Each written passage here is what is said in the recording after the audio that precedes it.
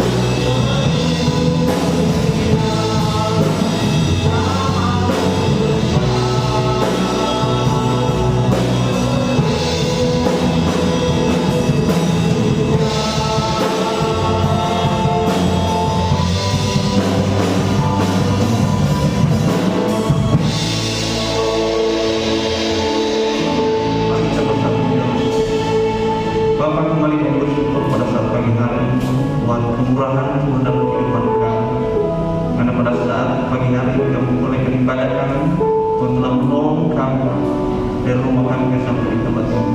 Tuhan, kehidupan kami serahkan ke dalam tangan-Mu. Ibadah kami dari kami mulai dengan pertanyaan kami akhiri. Kiranya Tuhan yang berkualitas dalam seluruh ibadah kami pada saat pagi hari. Terima kasih Bapa, kami akan melanjutkan ibadah kami hanya di dalam nama Tuhan Yesus Kristus, puji Tuhan. Amin. Kita tetap bangkit berdiri. Mari kita nyatakan bahwa Yesus sebentar lagi kita akan memperingati hari kelahiran Yesus Kristus sebagai juru selamat kita. Untuk itu kita nyatakan, Dia lahir untuk kami.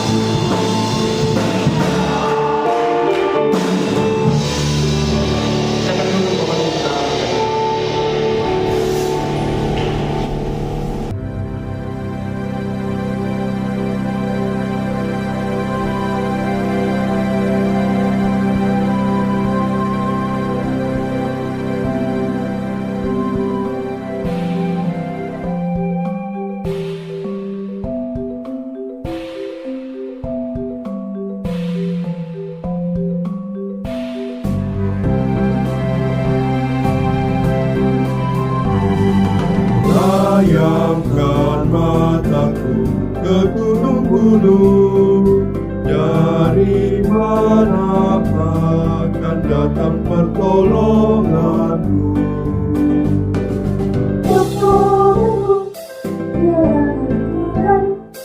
Yang menciptakan langit dan bumi. Ia takkan membiarkan hatimu goyah, Bencanamu yang tak akan terlelah. Tak lelah, tidak tidur, menjaga Israel sesungguhnya.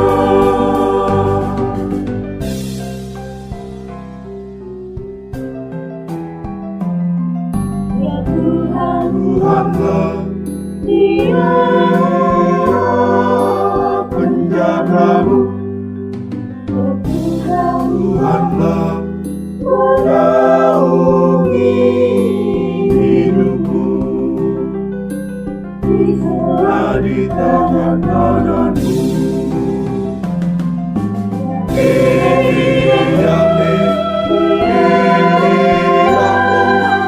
Menjagamu, Tuhan Tuhanlah menaungi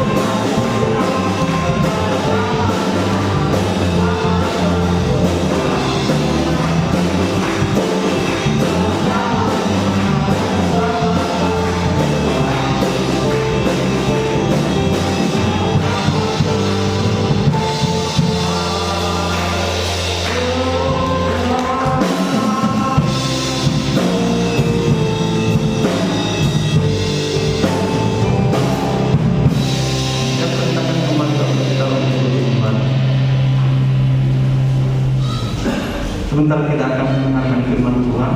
Mari kita siapkan hati kita untuk Tuhan, mendengarkan dalam firman Tuhan.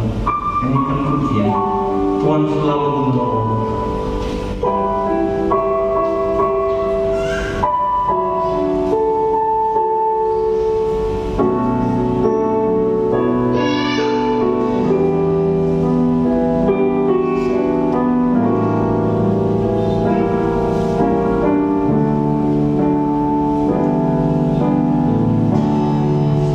Akan selalu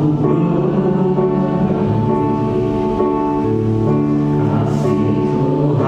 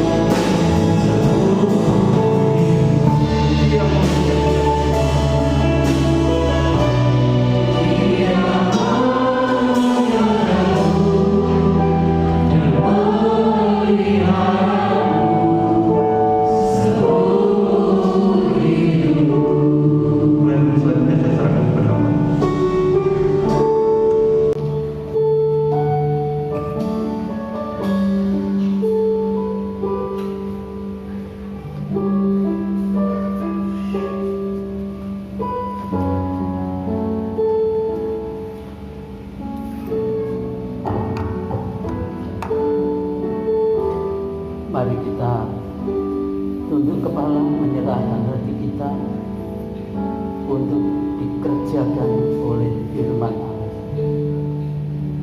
Kepujian bagi Dikau Allah kami yang bertahta di surga yang mulia. Pada pagi hari ini kami bersyukur kami berhimpun di tempat ini oleh sebab Tuhan membimbing kehidupan kami ke mata air yang kami butuhkan untuk kelanjutan hidup ini.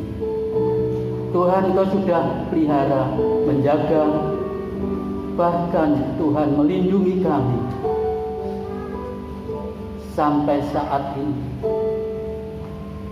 Kami percaya Engkau sangat peduli mengasihi kami, dan untuk seterusnya kami tetap bersama-sama Engkau oleh sebab kasih setia Tuhan yang tidak pernah pudar sepanjang zaman, sepanjang waktu. Engkau tetap mengasihi kami. Pagi hari ini kami akan menggunakan kesempatan yang baik yang Tuhan sediakan bagi kami untuk meneliti kebenaran firman, karena di dalamnya ada kuasa yang sanggup untuk menjamin keselamatan kami kekal selamanya. Terpujilah Engkau Tuhan. Urapi kami sekalian semua yang ada di dalam ruangan ini, supaya kami dapat menerima kebenaran Tuhan yang kami dengar, yang kami renungkan di dalam hati kami. Terpujilah Engkau Allah kami, Juru Selamat kami, di dalam Yesus Kristus Tuhan. Amin.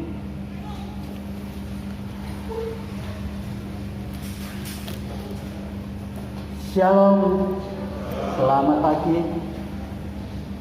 Oleh kasih Tuhan kita dapat berhimpun di tempat ini. Kalau bukan penyertaan Tuhan, rasanya sulit kita bertemu di dalam ibadah semacam ini. Banyak hal yang menjadi penghambat, menjadi pengganggu dalam kehidupan kita sehari-hari. Tetapi kalau Tuhan buka jalan, Tuhan beri kesempatan, tidak ada satupun yang dapat menghalangi kita untuk melakukan ibadah, melayani Tuhan. Pada pagi hari ini kita akan memeriksa firman Tuhan yang terdapat di dalam Lukas pasal 16. Lukas pasal 16 ayat 1 sampai 18. Kita perhatikan apa yang disampaikan Tuhan untuk murid-muridnya. Ya, kita membaca beberapa ayat, kemudian kita renungkan bersama supaya pada saat akhir kita mendengar, meneliti ini, kita memperoleh berkat Tuhan yang sangat indah yang dapat kita terima masing-masing di dalam kehidupan kita. Kita membaca ayat 1 dan sampai 4 dahulu. 1 sampai 4. Lukas 16 ayat 1. Dan Yesus berkata kepada murid-muridnya, ada seorang kaya yang mempunyai seorang bendahara. Kepadanya disampaikan Tuhan bahwa bendahara itu menghamburkan miliknya. Lalu ia memanggil bendahara itu dan berkata kepadanya, apakah yang mendengar tentang engkau? Berilah bertanggung jawab atas urusanmu, sebab engkau tidak boleh lagi bekerja sebagai bendahara. Kata bendahara itu di dalam hatinya, apakah yang harus aku perbuat? Tuanku memecat aku dari jabatanku sebagai bendahara. Mencandel aku tidak dapat, mengemis aku malu. Aku tahu apa yang akan aku perbuat, supaya apabila aku dipecat dari jabatanku sebagai bendahara, ada orang yang akan menampung aku di rumah mereka. Ya, sampai di sini dahulu. Terima kasih. Ini Tuhan Tuhan berbicara kepada murid-muridnya, tapi di tengah-tengahnya orang-orang banyak. Siapa mereka itu? Di tengah-tengah orang. Kelihatannya di sini ada beberapa golongan yang ada di tengah-tengah murid-murid bersama Yesus, yaitu orang Farisi, biasa ahli Taurat, itu biasa bertemu, dan orang-orang umum di sekitarnya. Biasanya kalau di tempat ibadah ada satu golongan lagi yang mesti ada dan pasti ada, yaitu Saduki, golongan Saduki. Ahli Taurat, Farisi, Saduki. Ini tiga golongan ini pasti ada di dalam rumah ibadah. Tapi kalau di tempat umum, biasanya Saduki tidak muncul di sana, karena Saduki itu golongan imam-imam yang biasa di dalam bait Allah. Tapi kalau Farisi ini lain, ini dia terlibat di dalam pemerintahan. Jadi orang rohani yang menjaga Taurat, yang menjaga adat istiadat nenek moyangnya, tetapi dia juga terlibat di dalam politik. Ini Farisi. Tapi kalau ahli Taurat, dia sebagai rabi, sebagai guru-guru yang mengajarkan hukum Taurat. Ini golongan yang, tetapi di sini kalau kita baca ayat 15, ya, pasal 1 ayat 15, demikian. Para murid, ya, para pemungut cukai dan orang-orang berdosa biasanya datang kepada Yesus untuk mendengar dia. Maka bersungut-sungutlah orang Farisi, ahli-ahli Taurat, dan katanya ia menerima orang-orang berdosa dan makan bersama-sama dengan mereka. Acara makan, acara minum, acara bebas di luar bait Allah. Ini kesimpulannya di sini. Yang tidak tertulis di sini adalah orang Saduki, karena di luar bait Allah. Nah, ketika Yesus berbicara kepada murid-muridnya, yaitu mengenai seorang bendahara yang tidak jujur,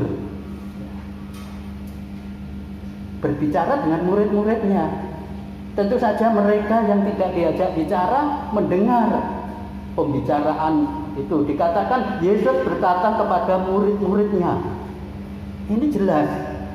Tetapi mereka, karena ini satu kumpulan besar orang, makan, minum, bebas di sana, maka mendengar. Nah, ini suatu pelajaran bagi kita. Ketika Yesus dimanapun berada, dia tuh berbicara tentang kebenaran. Dimanapun, baik di dalam bait suci ataupun di luar, di tempat umum dengan murid-muridnya, di tengah-tengah masyarakat, selalu berbicara tentang kebenaran. Nah, di sini Yesus berbicara dengan muridnya tentang bendahara yang tidak jujur. Nah, ini kita periksa. Bendahara yang tidak jujur itu apa yang dilakukan? Dikatakan di sini, lalu ia memanggil bendahara itu dan berkata padanya, apakah yang ku dengar tentang engkau? Berilah pertanggungan jawab atas urusanmu, sebab engkau tidak boleh lagi bekerja sebagai bendahara.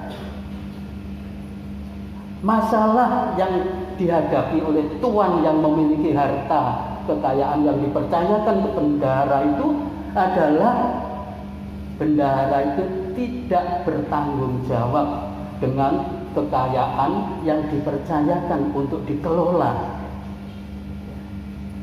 Tidak bertanggung jawab. Ini masalah besar, sehingga dikatakan akan dihentikan, akan dipecat kasarnya. Karena apa? Dikatakan menghambur-hamburkan harta. Coba menghambur-hamburkan harta. Bendahara dipercaya mengelola, tapi menghambur-hamburkan. Ini suatu percakapan, tidak menyinggung siapapun. percakapan Yesus dengan murid-muridnya untuk mengambil suatu untuk menyampaikan suatu didikan kepada murid-muridnya bahwa siapapun yang dipercaya oleh Tuhan, satu hal yang penting untuk ada di dalam dirinya yaitu tanggung jawab. Tanggung jawab ini belum masalah yang lain di balik pertanggungjawaban itu. Baru tanggung jawab aja sudah harus ada pada setiap orang yang diberi kepercayaan. Nah, dikatakan ya bendahara ini berpikir karena menyadari kalau dirinya ini sebenarnya ya tidak bertanggung jawab lah. Karena dikatakan apa? Menghambur-hamburkan harta milik tuannya. Apa arti menghambur-hamburkan? Itu menggunakan dengan tidak tepat sasaran, itu menghambur-hamburkan. Menggunakan sesuatu, kalau uang ya dihambur-hamburkan untuk membeli sesuatu yang tidak dibutuhkan, tidak dipergunakan, tidak penting. Nah, ini menghambur-hamburkan. Berfoya-foya itu termasuk juga menghambur-hamburkan. Nah, ini perlu untuk dipertanggungjawabkan. Kalau kehidupan kita terperosok atau terjerat, terjebak dalam masalah yang bersifat menghambur-hamburkan, ini kita perlu belajar untuk bertanggung jawab dengan apa yang ada dalam kehidupan kita. Itu merupakan berkat atau kepercayaan Tuhan. Nah, menyadari hal ini, ya, cerita Tuhan Yesus kepada muridnya, bendahara itu memikirkan satu hal yang penting untuk kelanjutan hidupnya. Apa itu? Dia berpikir, kalau aku mencangkul, jelas aku tidak kuat. Karena aku bukan petani, bukan pekerja keras. Aku hanya mengelola, menulis pakai pena, pakai ballpoint, pakai tinta, pakai waktu itu entah caranya pakai apa, bukan pakai cangkul. Katakan aku tidak kuat. Nah, kalau cari yang mudah, mungkin hanya membalik tangan saja, artinya mengemis. Ya aku malu, mengemis aku malu. Lalu berpikir-pikir, kemudian dia menemukan solusi. Ya, dirinya berpikir, wah kalau begitu aku akan memanggil orang-orang yang punya hutang kepada tuanku. Berapapun orangnya, semua saya panggil. Nanti aku akan mengubah surat hutang itu. Aku kan masih menjabat sebagai bendahara, tak ubah. Kamu punya hutang berapa? Dikatakan 100 tempayan minyak. Mana surat hutangmu? Tak ganti. Menjadi berapa itu? Dikatakan inilah surat hutangmu. Duduklah dan buat surat hutang lain. Sekarang 50 tempayan. Surat hutangnya yang lama dibuang, diganti yang baru 50 tempayan. Seolah-olah dapat korting 50%. Dapat korting. Dan ini, perbuatan ini, perbuatan yang sangat luwes. Bisa saja. Kamu utang berapa? Utang 100 pikul gandum. Mana surat utangmu? Dikatakan ayat 17 kemudian berkata, 100 pikul gandum, katanya kepada tulis surat hutangmu, buatlah surat hutang lain 80 pikul. Dapat korting lagi, dan surat ini sah karena yang membuat itu bendahara. Sah. Coba kita renungkan, Apa tanggapan orang-orang yang punya hutang ini? Tentu saja dia, waduh, bagus sekali, baik sekali bendahara ini. Bendahara yang baik ini. Hutangku yang begitu banyak diturunkan menjadi ringan, diperingan. Puji Tuhan, mungkin begitu ya. Kalau kenal Tuhan, karena bendahara ini memang dipercaya untuk mengelola. Dan orang yang punya hutang ini pun tidak merasa bersalah.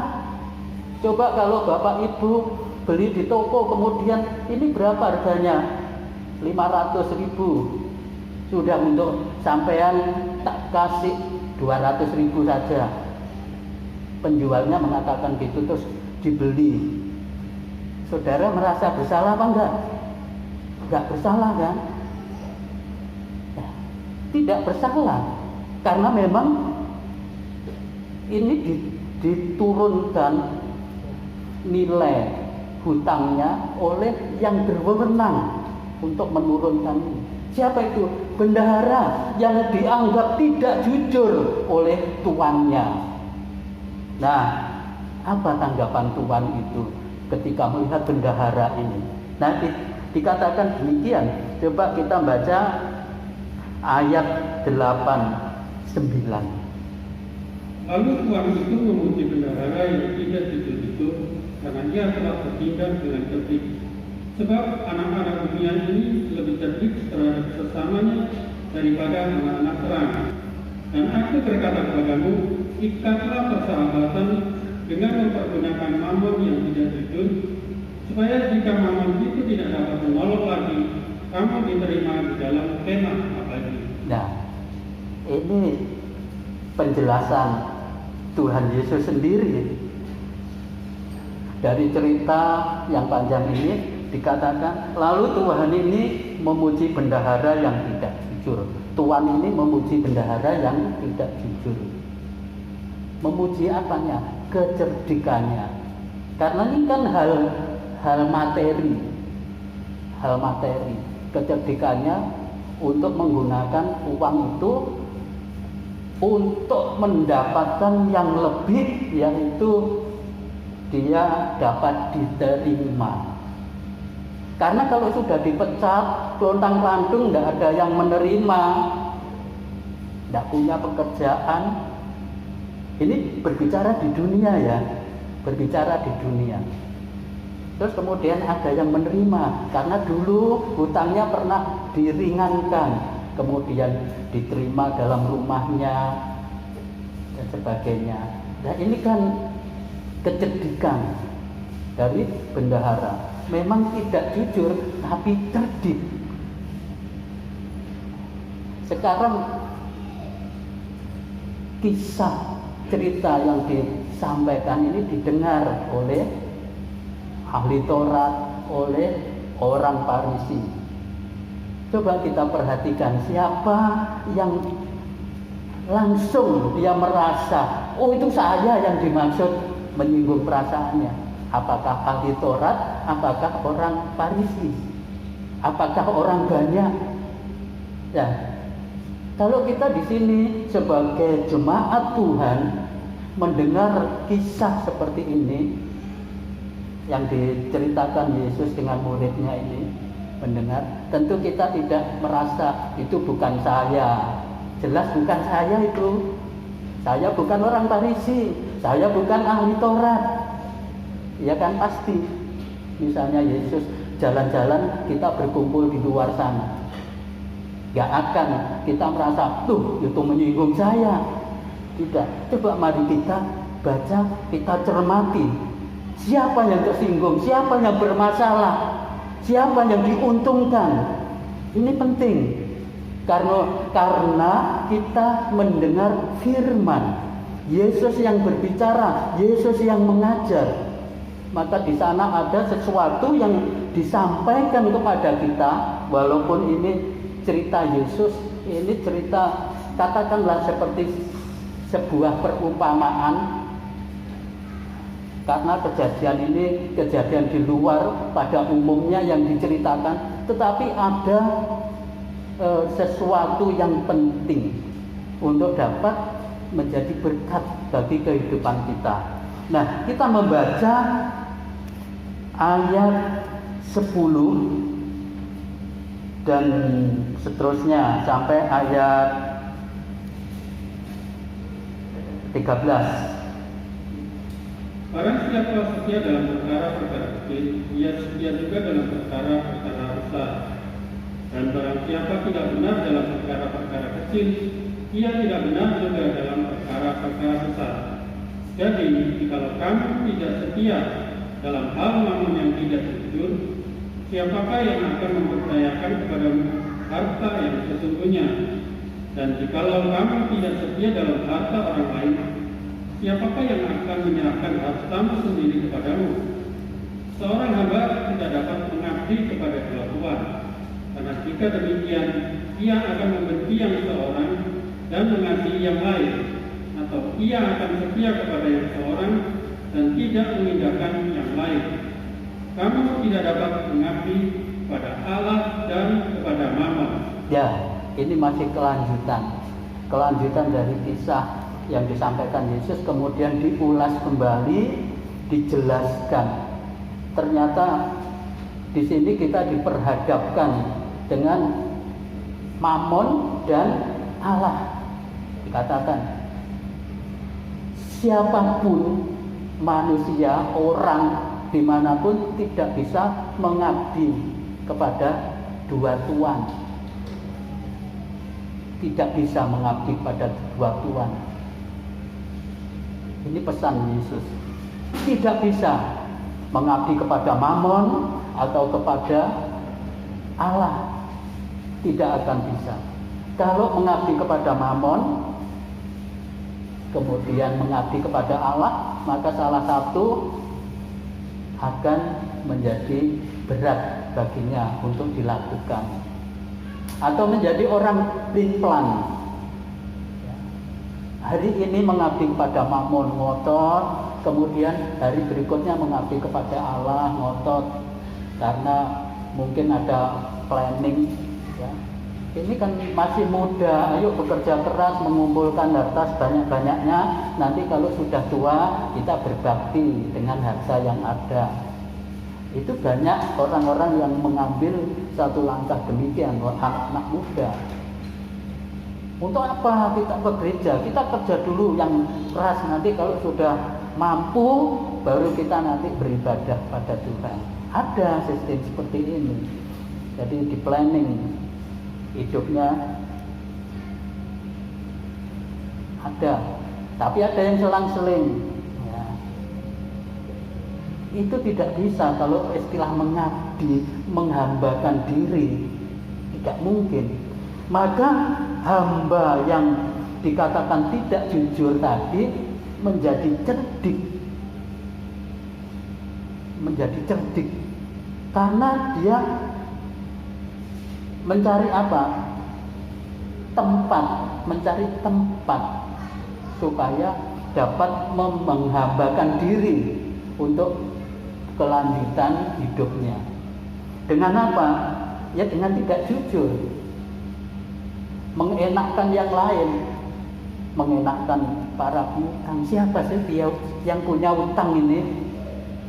Sebenarnya siapa? Sebenarnya orang-orang yang katakanlah miskin, orang-orang yang kurangan, orang yang tidak punya, orang papa. Itu adalah orang-orang yang biasanya terlilit hutang. Makin hari tidak diselesaikan hutangnya, makin bertambah hutangnya. Tapi diperingan oleh bendahara sewaktu dia sebagai bendahara.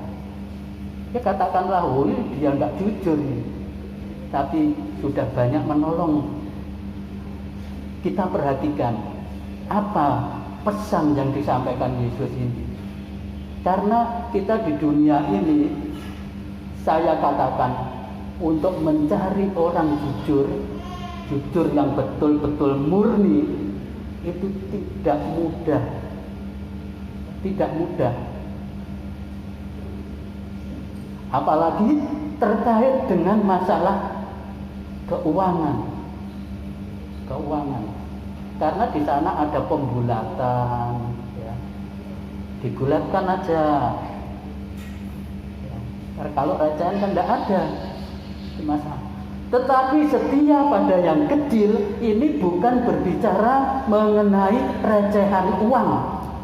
Saya katakan, Yesus tidak mungkin, saya kira, setialah pada yang kecil. Kemudian kita menghitung recehan uang yang kecil-kecil. Pak, jangan sampai dientet, jangan sampai hilang dan sebagainya. Tentu tidak. Karena dikatakan sejak awal bendahara ini tidak bertanggung jawab. Bertanggung jawab itu kalau salah ya dikatakan aku bersalah. Itu bertanggung jawab. Kalau tidak bisa mengatakan aku tidak bisa. Kalau menghadapi jalan buntu, ya katakan tidak bisa ini dikerjakan, dilakukan. Ini bertanggung jawab. Jadi pertanggungan jawab ini nilainya itu luar biasa. Orang jujur itu kalau tidak bertanggung jawab itu bermasalah. Lebih baik sekalipun tidak jujur ada tanggung jawab. Seperti ini, ada tanggung jawab terhadap siapa ini? Terhadap dirinya atau terhadap dirinya ada tanggung jawab, dirinya pribadi. Masalah keuangan kepada orang yang punya utang, tanggung jawab kepada tuannya tidak ada sama sekali. Karena dikatakan kamu harus berhenti bekerja karena kamu, saya dengar-dengar, tidak bertanggung jawab. Nah, lalu sebagian tersinggung dengan cerita ini. Siapa itu yang tersinggung? Ternyata yang tersinggung adalah orang Farisi. Kita baca ayat 14 sampai 14, 15. Semuanya itu didengar oleh orang-orang Farisi, hamba-hamba Tuhan itu, dan mereka mencemoohkan dia. Lalu ia berkata kepada mereka, kamu membenarkan diri di hadapan orang, tetapi Allah mengetahui hatimu. Sebab apa yang dikagumi manusia dibenci oleh Allah. Ya, sampai di situ. Terima kasih. Orang Farisi tersinggung dalam hal ini, menyadari bahwa dirinya ini sebenarnya orang yang menghambur-hamburkan. Tapi yang dihambur-hamburkan bukan hanya sekedar uang, tetapi juga kebenaran itu sudah dirusak. Hukum itu sudah ditambah-tambah dengan adat. Karena orang Farisi ini adalah golongan yang sangat-sangat berpegang teguh dengan Taurat, tetapi juga dia berpegang teguh terhadap adat istiadat. Sehingga kalau dia menghadapi permasalahan karena pelanggaran hukum Taurat, dia lari dengan menggunakan hukum adat. Jadi seperti itu tadi, memiliki dua tuan. Satu harus menuruti Taurat, tapi di pihak lain harus menuruti adat. Sehingga antara Taurat dan adat dijadikan satu, mana yang menguntungkan untuk mendapatkan untung. Di sini dikatakan masalah uang atau mamon, mendapatkan keuntungan itu. Makanya dia dapat melakukan pemotongan, penggantian uang surat utang, ya, penggantian surat hutang. Jadi uang apa itu hutang yang begitu banyak bisa dipotong menjadi potongan 50%, bisa membuat surat seperti itu karena dia orang tidak jujur. Ini menyinggung sekali. Farisi juga berbuat sedemikian terhadap hukum Taurat dengan adatnya. Bagaimana dia harus melakukan hukum Taurat, bagaimana dia harus bersosial dengan masyarakat. Seringkali kalau sudah melakukan hukum Tuhan, hukum masyarakat bisa disingkirkan. Ya, mengasihi Tuhan bisa, kalau sudah mengasihi Tuhan penuh, nggak usah mengasihi orang tua lah. Orang tua bisa di nomor 2-kan. Kalau sudah berkorban untuk pekerjaan Tuhan luar biasa, kalau untuk orang tua ya nggak usah lah, karena berbuat baik untuk Tuhan itu sudah melebihi berbuat untuk orang tua. Orang tua nggak usah diperhatikan lah. Misalnya seperti itu. Walaupun melakukan banyak hal, tetapi pelanggarannya juga banyak. Ini Farisi. Mengapa bisa terjadi seperti ini? Karena orang-orang ini adalah juga terlibat di dalam hal politik kenegaraan. Bisa ditemukan di jalan-jalan, berdoa di tengah jalan dan sebagainya. Jadi Farisi ini punya dua muka. Kalau di bait Allah seperti luar biasa, tapi kalau di luar juga luar biasa. Apanya yang luar biasa? Dia adalah hamba-hamba yang apa dikatakan? Hamba yang tamak. Farisi itu orang tamak uang. Ini yang dikatakan menghambur-hamburkan kekayaan rohani. Kekayaan rohani dihambur-hamburkan. Kalau bahasa Jawa itu diorat-arit, diawut-awut. Ya, tahu diawut-awut. Orang Jawa kalau namanya diawut-awut itu apa, diorat-arit. Misalnya bangku ini sudah rapi, diseret-seret, kemudian di luar sudah tidak karuan, yaitu diawut-awut. Nah, kalau kekayaan Tuhan yang dihambur-hamburkan atau diorat-arit ini, dikacau balaukan, tentu ini masalahnya bukan masalah materi. Kalau Tuhan yang berbicara, ini Farisi sangat tahu, wah ini masalahnya yang disindir ini saya ini, karena dia sangat tahu hukum Taurat, sangat ngerti sekali, dan pelanggaran yang dilakukan dia pahami, dia sangat ngerti apa yang dilanggar. Orang Farisi sangat memahami sekali maksud sasaran yang Tuhan Yesus ceritakan dengan muridnya itu. Tetapi dikatakan, sebab apa yang dikagumi manusia dibenci oleh Allah. Nah ini, apa itu tadi? Pujian. Bendahara itu mendapat pujian, waduh baik ini orang ini. Tapi di hadapan Allah, satu kebencian. Walaupun dia katakan berhikmat, bijaksana,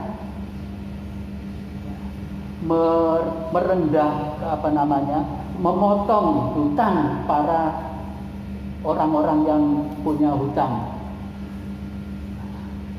Tapi sebenarnya sudah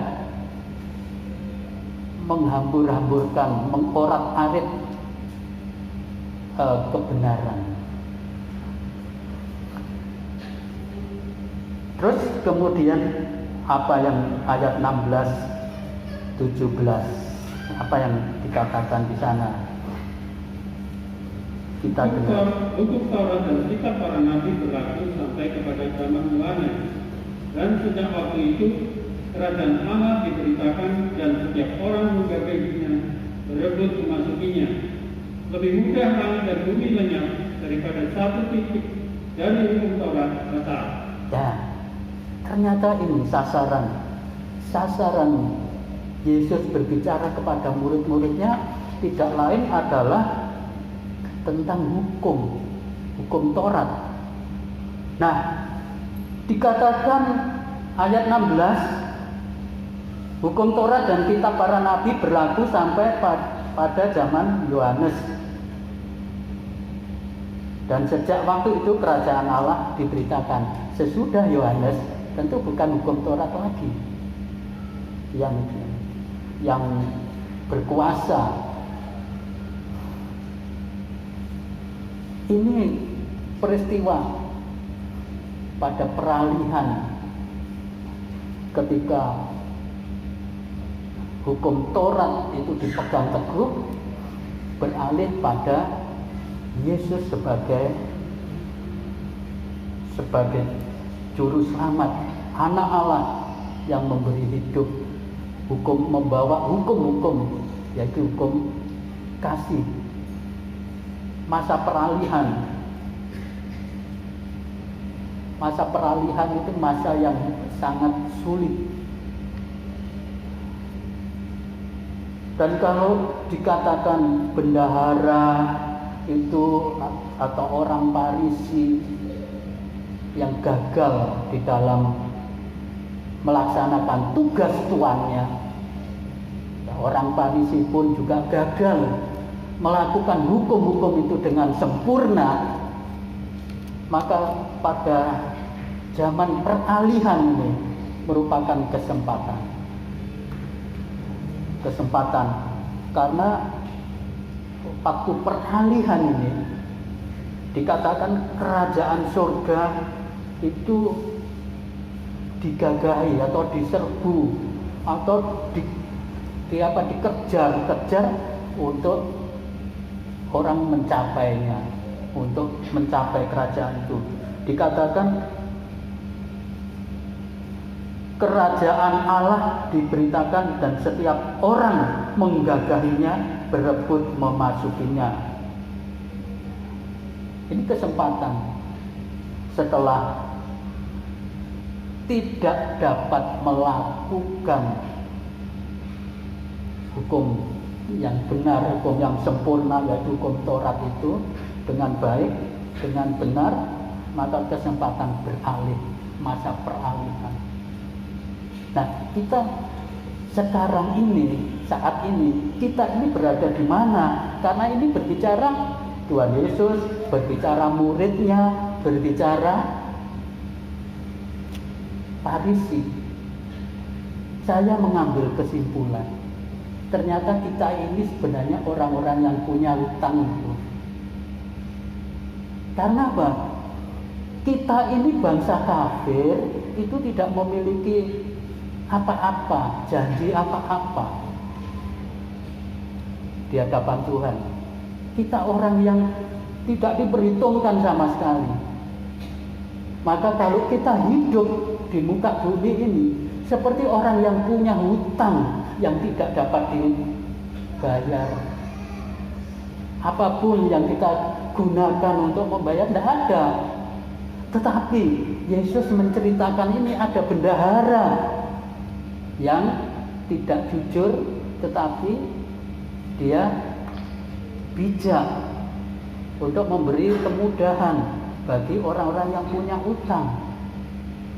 Inilah Farisi dengan pelanggarannya yang begitu besar terhadap Taurat yang dipercaya oleh Tuhan untuk dikelola untuk umatnya Israel, tetapi tidak ditanggapi dengan baik, tidak dilakukan dengan baik. Maka orang yang beruntung itu adalah sebenarnya adalah orang-orang yang punya utang itu. utang yang tidak terbayar itu sama-sama melanggar di hadapan Tuhan. Orang yang meringankan hutang itu ataupun orang yang hutangnya diringankan, keduanya itu melanggar. Keduanya itu adalah orang-orang yang patut mendapatkan hukuman di hadapan Tuhan yang penguasa itu.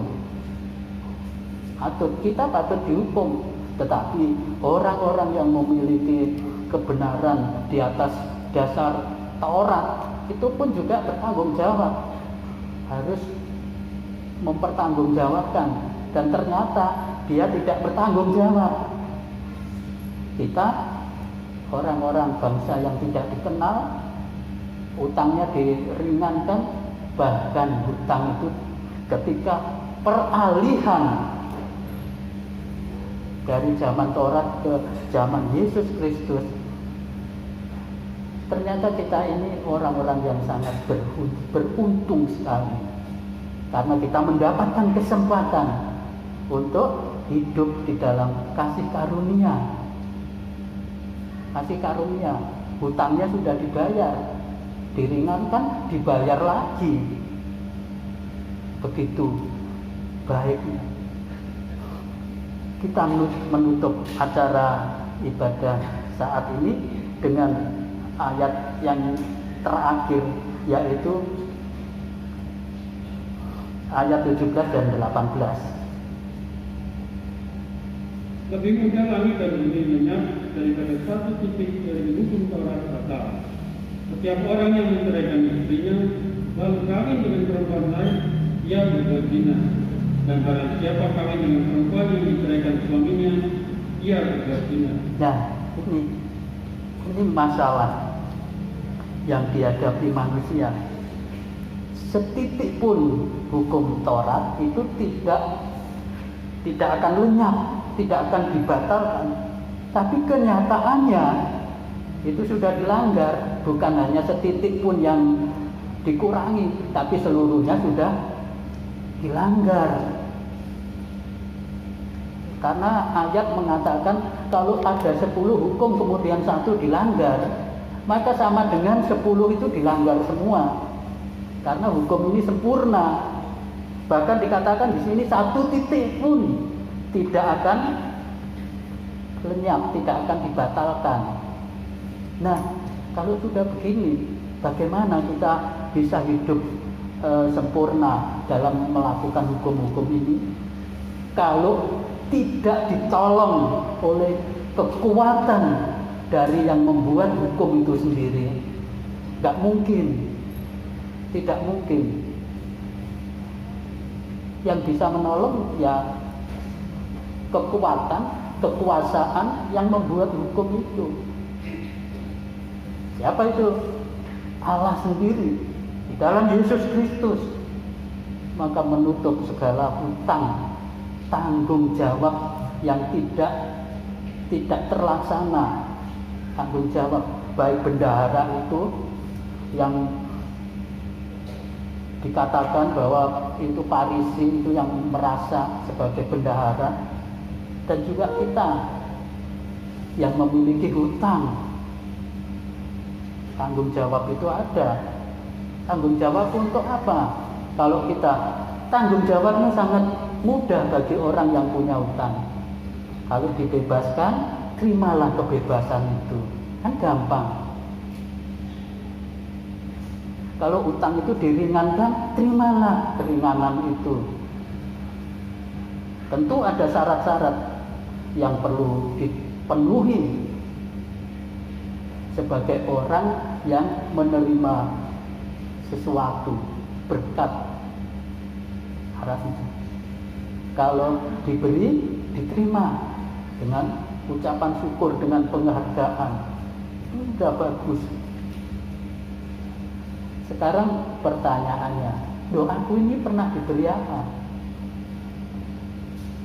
Kita mesti tahu bahwa nafas hidup kita, kesempatan yang ada, itu sebenarnya itu kasih karunia yang diberikan kepada kita, yang tidak boleh kita abaikan tanpa satu pertanggungjawaban. Kita masih sehat, kita hidup bisa nyaman, harus dipertanggungjawabkan kepada yang memberi, yang mengaruniakan. Itu memang satu respon tanggapan yang positif seseorang yang menerima sesuatu. Makanya dikatakan dalam cerita Yesus ini, bendahara ini berpikir, kalau aku tidak mendapat tempat di tempat tuanku, aku harus punya tempat di tempat lain. Yang diharapkan adalah orang meringankan orang miskin, orang berpunya utang, kemudian ada tuan yang bisa menerima. Yang diharapkan itu. Ini memang satu kebenaran yang disampaikan Yesus Kristus melalui sebuah kisah. Kisah ini kalau ada bendahara yang tidak baik, saya kira ini kisah nyata yang tidak dijelaskan, itu terjadi di tengah-tengah masyarakat. Kisah nyata ini tidak dijelaskan siapa bendahara itu, tapi ini kejadian ada. Sampai sekarang pun model orang-orang seperti bendahara ini ada. Sampai detik ini di Indonesia ada model-model seperti ini. Model-model orang Farisi juga ada. Oh, model-model orang yang suka utang juga ada. Ya. Maka ini suatu kebenaran yang diajarkan Yesus Kristus pada kita. Bagaimana untuk lepas dari satu masalah hidup ini. Apa itu? Adalah pertanggungjawaban. Mempertanggungjawabkan yang kecil dengan penuh perhatian. Ini perlu belajar. Saya bisa ngomong, tapi juga tetap harus belajar bertanggung jawab mengenai hal-hal sekecil apapun, mengenai kebenaran. Ini pelajaran yang tidak habis seumur hidup kita. Hari ini bisa, besok belum tentu bisa. Untuk mempertanggungjawabkan hal-hal kecil tentang kebenaran. Yang terakhir yaitu apa? Setiap orang yang menceraikan istrinya lalu kawin dengan perempuan lain, ia berbuat zina. Dan barang siapa kawin dengan perempuan yang diceraikan suaminya, ia berbuat zina. Nah, ini juga masalah apa? Pertanggungjawaban terhadap nikah. Tanggung jawab terhadap nikah. Dasarnya apa? Dasarnya adalah janji setia. Undang-undang pernikahan, undang-undang perkawinan itu janji setia. Firman Tuhan kan ada yang menjelaskan tentang bagaimana di dalam hidup nikah yang benar. Itu tidak boleh dihambur-hamburkan, diorak-arik. Peraturan itu harus dipertanggungjawabkan. Kalau tidak, ini masalahnya fatal. Mengenai nikah ini fatal masalahnya. Karena barang siapa kawin dengan perempuan yang diceraikan suaminya, ia berbuat zina. Fatal. Nanti cerai, kawinnya suaminya kawin lagi, berzina. Istrinya dengan orang lain dikawin, berzina. Jadi ini fatal sekali. Ini berbicara masalah hukum, undang-undang. Jadi kalau sudah mengalami satu pelanggaran, melanggar, maka ini mesti harus cepat-cepat diperbaiki. kalau tidak bermasalah di kemudian hari. Beberapa ayat kita baca supaya untuk meneguhkan kebenaran ini, sebab kalau ini tidak kita pahami dengan pengertian yang lain dari kisah ini, kita tidak mengerti kenyataan yang sebenarnya yang terjadi di kehidupan umat Tuhan. Kita membaca Roma 11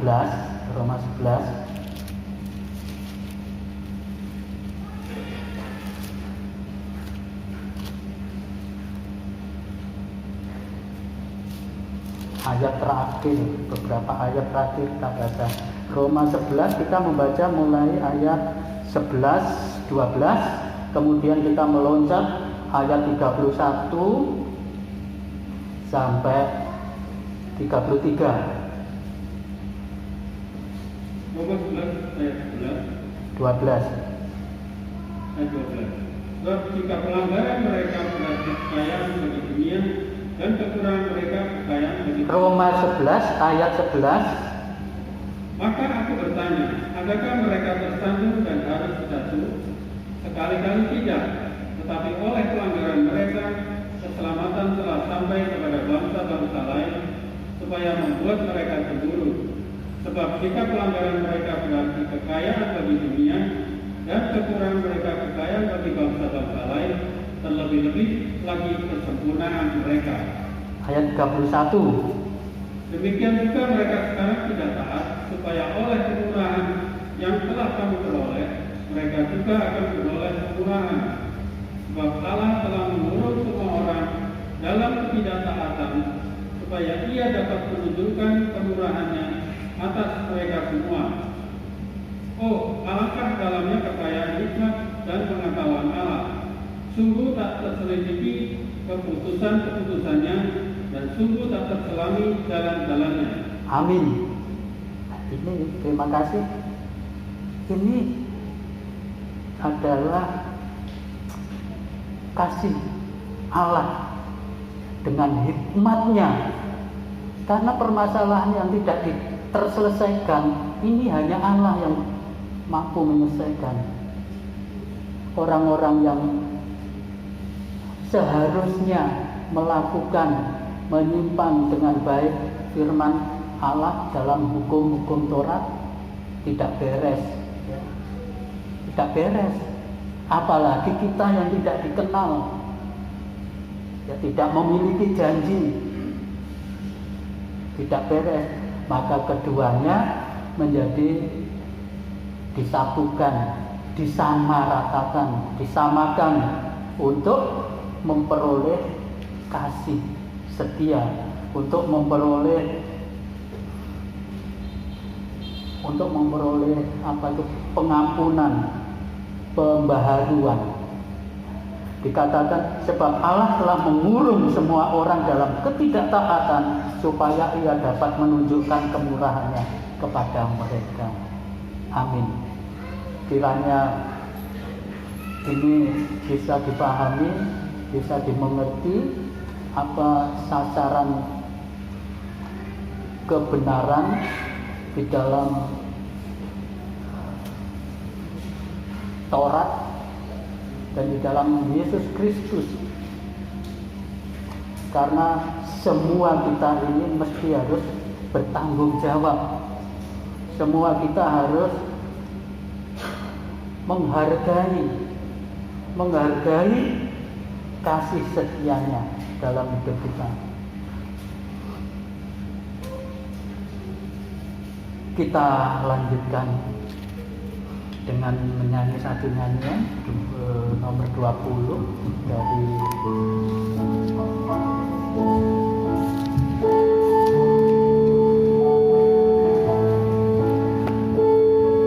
NR 20. Waktu Tuhan tolong saya.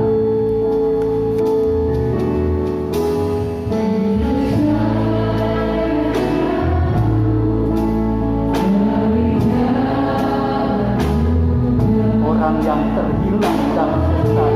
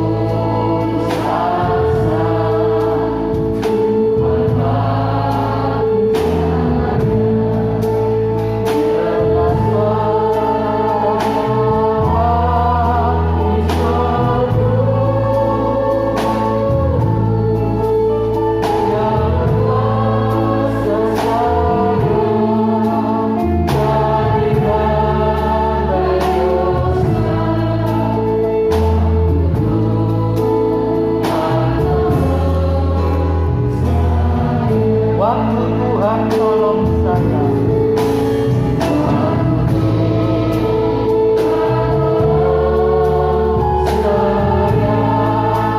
Mari kita manfaatkan perjamuan Tuhan. Kita balik. Tuhan tolong saya. Saya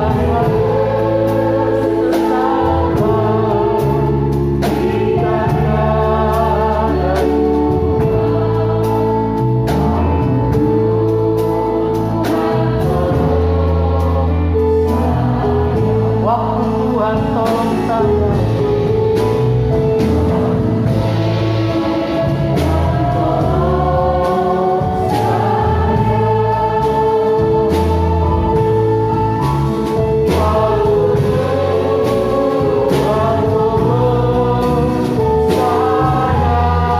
Sekarang ku bebaslah.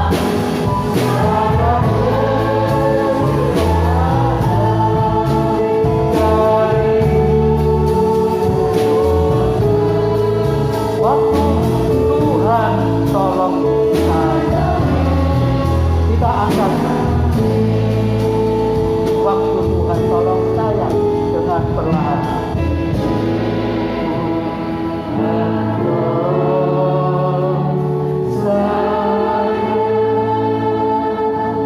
Waktu Tuhan tolong saya.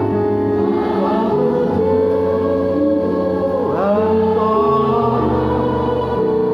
saya.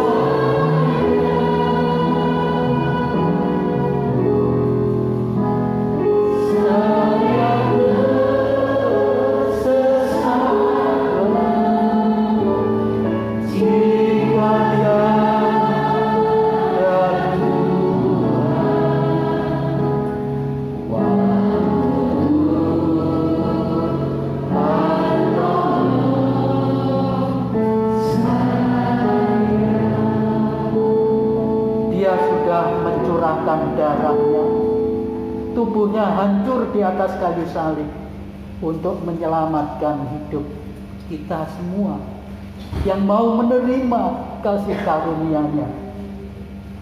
Kita manfaatkan perjamuan Tuhan. Sebab apa yang telah kuteruskan kepadamu, telah aku terima dari Tuhan, yaitu bahwa Tuhan Yesus pada malam waktu Ia diserahkan mengambil roti. Bukankah roti yang kita pegang ini adalah persekutuan dengan tubuh Kristus? Di dalam nama Tuhan Yesus Kristus kita makan.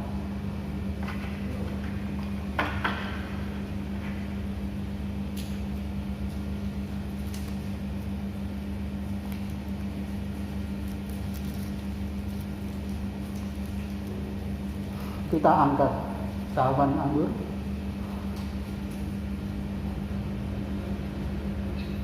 Dan sesudah itu ia mengucap syukur atasnya, dan demikian juga ia mengambil cawan. Sesudah makan, lalu ia berkata, cawan ini adalah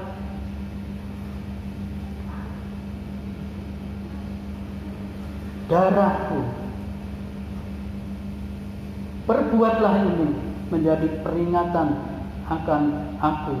Bukankah cawan yang kita pegang ini adalah persekutuan dengan darah Yesus? Kita terima, kita minum di dalam nama Tuhan Yesus Kristus.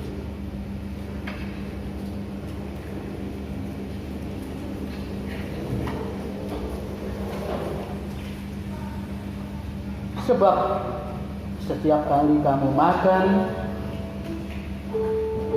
roti ini dan minum cawan ini, kamu memberitakan kematian Tuhan sampai Ia datang.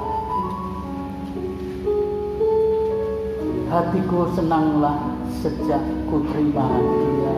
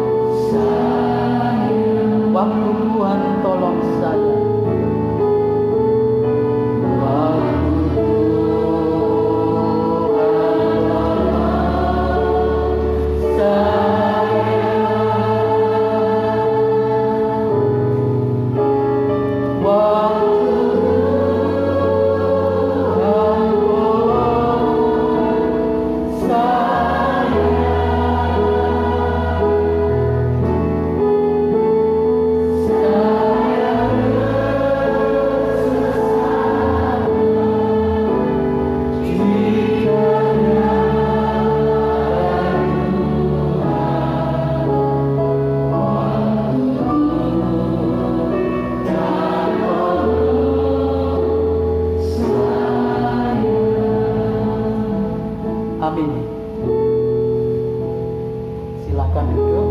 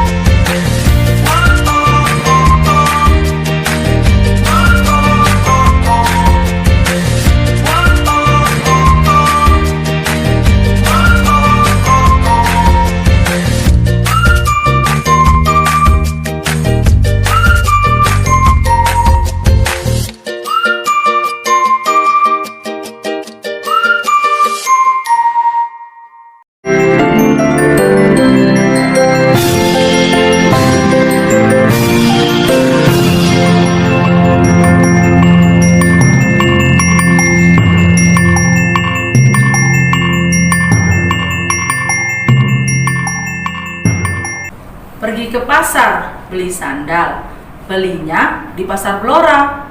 Mari kita sambut Natal, hari kelahiran Tuhan kita.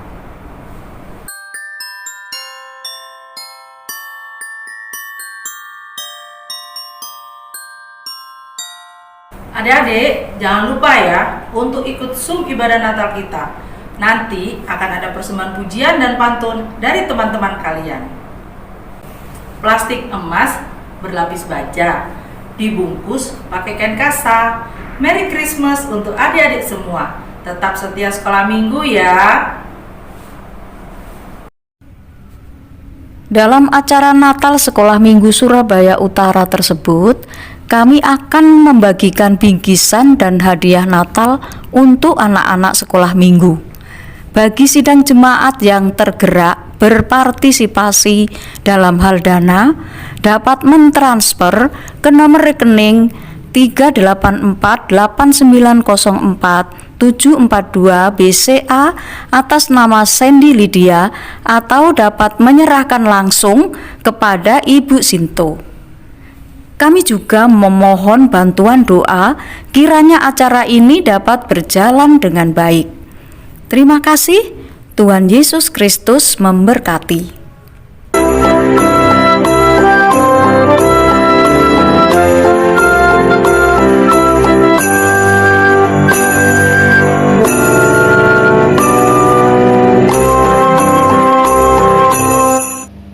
Bapak Ibu yang dikasihi Tuhan, kita semua sudah diberkati dengan firman Tuhan pada pagi siang hari ini, dan mohon kesabaran untuk beberapa pengumuman untuk kita semua.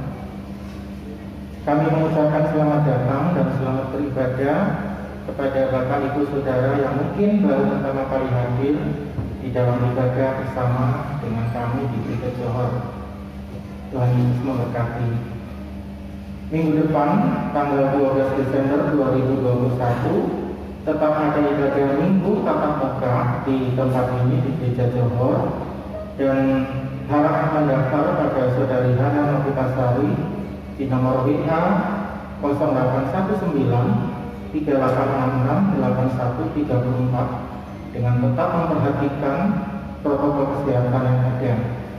Bagi Bapak Ibu yang baru bepergian dari luar kota atau luar negeri, mengikuti prokes pemerintah. Kebaktian Natal Duta Ternama Kristus 2021 atau kebaktian Natal Kaum Muda Remaja 3BA akan dilaksanakan secara tatap muka atau onsite pada hari Sabtu 11 Desember 2021 pada pukul 16.30 atau setengah 5 sore dengan pembicara Bapak Pendeta Stephen Manurung. Tema reuni, apa kabar kamu hari ini? Para pendaftar terlebih dahulu melalui link yang sudah terpampang di layar. Dan khusus mobil parkir dapat diparkir pada Diandra Gramedia. Bagi orang tua diharapkan mengikuti ibadah tersebut melalui live streaming.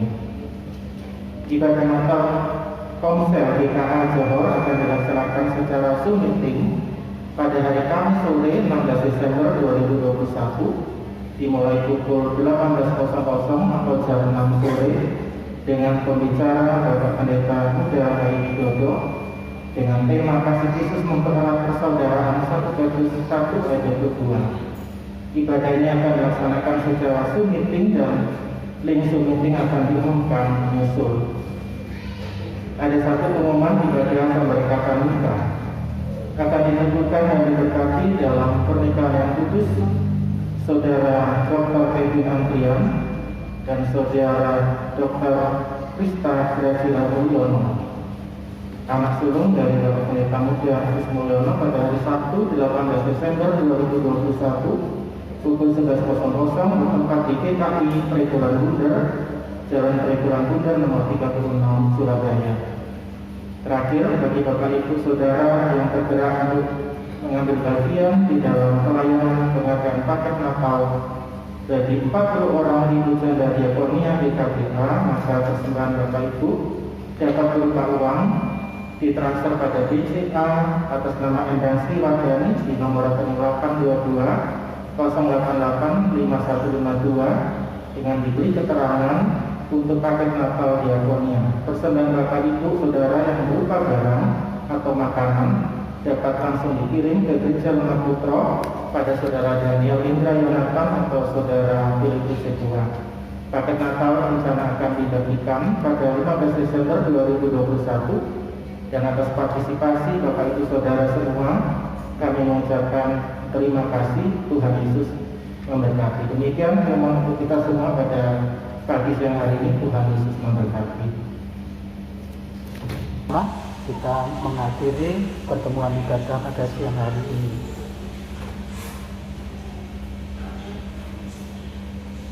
Bapa, kami bersyukur pada siang hari ini Engkau telah menolong kami dari awal sampai pada akhirnya pertemuan ibadah pada pagi hari ini.